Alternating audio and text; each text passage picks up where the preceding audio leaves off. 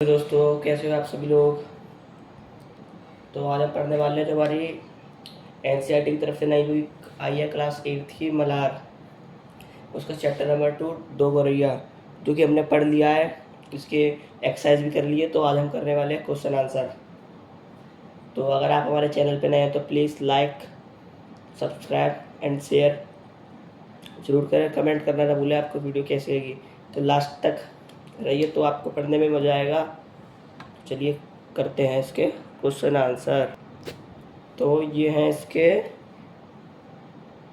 8 question answer की सोच विचार के लिए। पाठ को पुनः ध्यान से पढ़िए, पता लगाइए और लिखिए। तो हम पहले इसका एक क्वेश्चन समझेंगे, फिर उसका आंसर लिखेंगे, फिर दूसरा क्वेश्चन, फिर उसका आंसर। तो हमारा यही पैटर्न है। तो चलिए ये वाला क्वेश्चन समझते हैं। आपको कहानी का कौन सा पात्र सबसे अच्छा लगा? घर पर रहने आई गौरैया, माँ, पिताजी, लेखक या कोई अन्य प्राणी? आपको उसकी कौन कौन सी बातें अच्छी लगी और क्यों? मतलब इस क्वेश्चन का अर्थ है, आपको इस कहानी में से कौन सा पात्र सबसे अच्छा लगा? घर पर रहने आई जो गौरैया, माँ, पिताजी, लेखक या कोई अन्य प्राणी या कोई और आपको पात्र अच्छा लगा? आपको उसकी कौन कौन सी बातें अच्छी लगी और क्यों अच्छी लगी? तो इस क्वेश्चन का अर्थ ये है। तो चलिए इसका आंसर देखते हैं। तो गाइस ये है उसका आंसर, ये वो क्वेश्चन लिखा है, इसका आंसर पढ़ते हैं। मुझे कहानी में माँ का पात्र सबसे अच्छा लगा। जो मैंने आंसर लिखा है, मुझे कहानी में माँ का पात्र सबसे अच्छा लगा क्योंकि माँ का स्वभाव बहुत दयालु था। माँ का स्वभाव बहुत दयालु था, वो सब पे दया करती थी और सहानुभूति था। मतलब वो सबके बारे में अच्छे सोचती थी, शांत रहती थी और कभी कभार मजाक भी कर लिया करती थी। वे घर में आई गौरैया को तंग नहीं करती थी। जो घर में गौरैया आई थी, माँ उन्हें बिल्कुल तंग नहीं करती थी, बल्कि उनके प्रति ममता का भाव रखती थी। पर उन्हें तंग नहीं करती थी, बल्कि उनके प्रति प्यार, प्रति ममता का भाव रखती थी, उनसे प्यार करती थी। तो चलिए नेक्स्ट क्वेश्चन को समझते हैं, फिर उसका आंसर भी नीचे लिखा है। तो नेक्स्ट क्वेश्चन ये है, लेखक के घर में चिड़िया ने अपना घोंसला कहाँ बनाया? उसने घोंसला वहीं क्यों बनाया? तो इसमें क्वेश्चन ये है कि लेखक के घर में चिड़िया ने अपना घोंसला कहाँ बनाया? जो लेखक का घर था, चिड़िया ने अपना घोंसला वहाँ पे कहाँ पे बनाया? उसने घोंसला वहीं क्यों बनाया? और उस चिड़िया ने लेखक के घर पे घोंसला वहीं पर क्यों बनाया, कहीं और क्यों नहीं बनाया? तो हमारा क्वेश्चन हमने समझ लिया। अब इसका आंसर को समझते हैं। तो इसका आंसर ये है, लेखक के घर में चिड़िया ने अपना घोंसला पंखे के गोले में बनाया। तो वो लेखक के घर पे उस चिड़िया ने घोंसला पंखे के ऊपर वाला गोला होता है उसमें बनाया। उसने घोंसला वहीं बनाया क्योंकि वह उस स्थान से सबसे अधिक उपयुक्त और सुरक्षित लगा होगा। मतलब उस चिड़िया ने घोंसला वहीं पे बनाया क्योंकि वह उस स्थान से सबसे अधिक उपयुक्त, सबसे अच्छा और सुरक्षित लगा होगा, इसलिए चिड़िया ने अपना घोंसला पंखे के ऊपर वाले गोले में ही बनाया। तो आप अपनी कॉपी पेन ला के इस सबको लिख लीजिए, इंपॉर्टेंट है, पेपर में भी आते हैं ये। तो चलिए अब पढ़ते हैं अपना थर्ड क्वेश्चन। तो गाइस हमारा थर्ड क्वेश्चन ये है, क्या आपको लगता है कि पशु पक्षी भी मनुष्यों के समान परिवार और घर का महत्व समझते हैं? अपने उत्तर में समर्थ में कहानी से उदाहरण दीजिए। तो मतलब ये क्वेश्चन है, क्या आपको भी लगता है जो पशु पक्षी होते हैं वो मनुष्य के समान परिवार और घर का महत्व समझते हैं? जैसे मनुष्य की तरह परिवार और घर का महत्व समझते हैं पशु पक्षी। अपने उत्तर के समर्थक में कहानी के उदाहरण दीजिए। मतलब जो आपका उत्तर है उसमें एक कहानी के समर्थ वाला उदाहरण भी दे दिए जो कहानी में भी आया हो। ये हमने क्वेश्चन समझ लिया। तो ये इसका आंसर देखते हैं और समझते हैं। तो इसका आंसर है हाँ, पशु पक्षी भी अपने घर परिवार का महत्व समझते हैं। वे भी अपने बच्चों के लिए सुरक्षित स्थान ढूंढते हैं।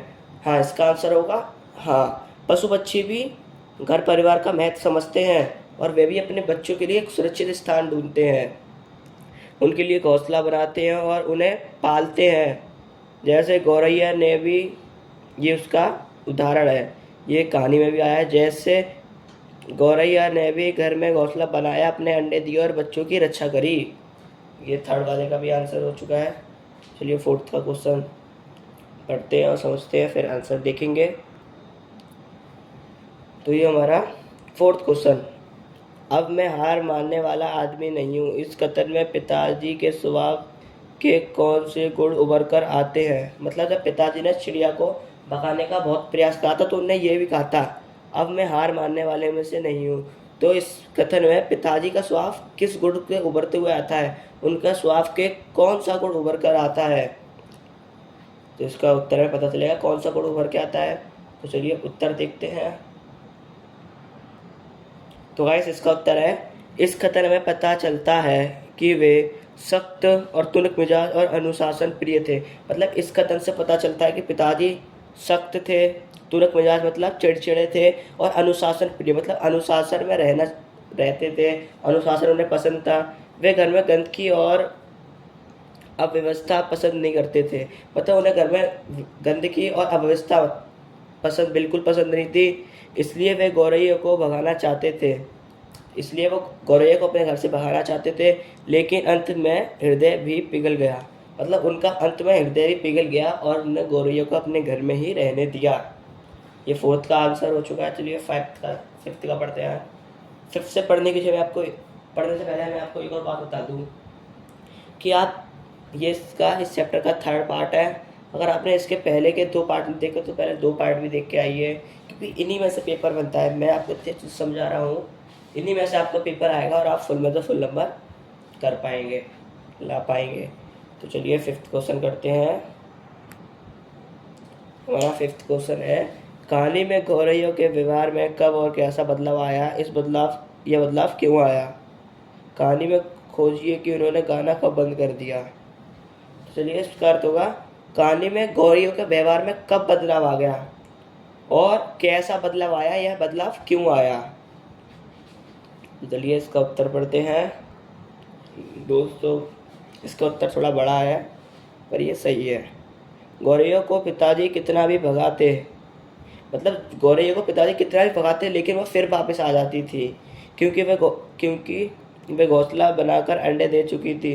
जब पिताजी ने उनके घोंसले को तोड़ना चाहा तो उनका व्यवहार में बहुत बदलाव आ गया।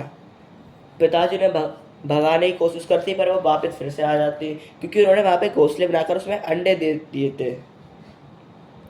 जब पिताजी उनका घोंसला तोड़ने लगे तो दोनों के व्यवहार में बहुत बदलाव आ गया था।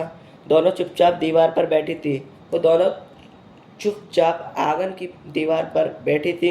इस बीच दोनों कुछ घबरा गई थी। वो घबरा भी गई थी, कुछ काली भी पड़ गई थी। अब वे चहक भी नहीं रही थी और अब उन्हें यह एहसास हो गया कि उनके बच्चे सुरक्षित हैं तो वह फिर से चहचहाने लगी। जब उन्हें यह एहसास हो गया कि पिताजी उनका घोंसला नहीं तोड़ रहे हैं और उनके बच्चे सुरक्षित हैं तो वह फिर से चहचहाने लगी थी, वो फिर से खुश हो गई थी। तो हमारा फिफ्थ का ये आंसर हो गया। अब पढ़ते हैं चलिए सिक्स्थ का क्वेश्चन। हमारा सिक्स्थ का क्वेश्चन है, कहानी में गौरैया ने किन किन स्थानों से घर का प्रवेश किया था, सूची बनाइए। जब पिताजी ने बाहर निकाल देते थे तो वह फिर से घर के अंदर आ जाती थी, और कौन कौन से रास्तों से आई है इसमें ये पूछा है, उनकी सूची बनाइए। चलिए देखते हैं कौन कौन से रास्तों से अंदर आई थी। कहानी में गौरैया रोशनदान से अंदर आई थी, खिड़की से अंदर आई थी, दरवाजों के नीचे से अंदर आई थी और आंगन के रास्ते से घर में प्रवेश कर रही थी। वह कहानी में रोशनदान, खिड़की, दरवाजे के नीचे से और आंगन के रास्ते से घर के अंदर प्रवेश कर रही थी, घर के अंदर आ रही थी। तो चलिए हमारा सेवेंथ पहले क्वेश्चन पढ़ते हैं, फिर इसका आंसर पढ़ेंगे। हमारा सेवेंथ क्वेश्चन ये है कि इस कहानी को कौन सुना रहा है, आपको यह बात कैसे पता चली। मतलब इस कहानी को कौन सुना रहा है और आपको यह बात कैसे पता चली कि वही सुना रहा है। चलिए इसका आंसर देखते हैं।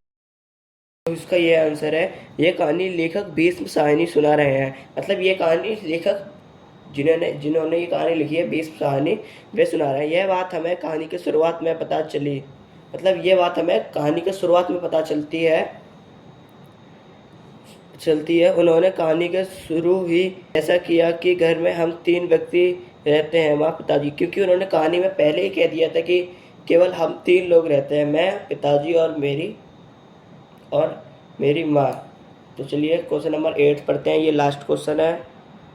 चलिए क्वेश्चन नंबर 8 पढ़ते हैं। माँ बार बार क्यों कह रही होगी कि गौरैया घर छोड़कर नहीं जाएंगी? मतलब माँ बार बार ऐसा क्यों कह रही थी कि गौरैया घर छोड़कर नहीं जाएंगी? ये क्वेश्चन का अर्थ है। चलिए इसकी पढ़ते हैं, अब इसका आंसर जानते हैं।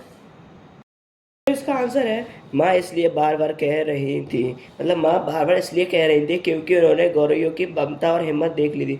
उन्होंने गौरैया की ममता और हिम्मत दोनों देख ली थी। वे जानती थी कि गौरैया ने अब घोंसला बना लिया है। वह जानती थी कि गौरैया ने घोंसला बना लिया और अंडे दे दिए हैं, और अंडे भी दे दिए हैं, इसलिए वे अपने बच्चों को छोड़कर नहीं जाएंगी।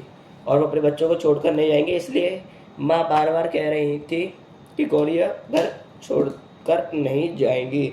तो दोस्तों हमारी वीडियो का एंड हो चुका है। अगर आपको वीडियो पसंद आई हो तो please like share and subscribe करें, और थैंक यू फॉर वॉचिंग। हमारे चैनल पे ऐसे ही बने रहिए।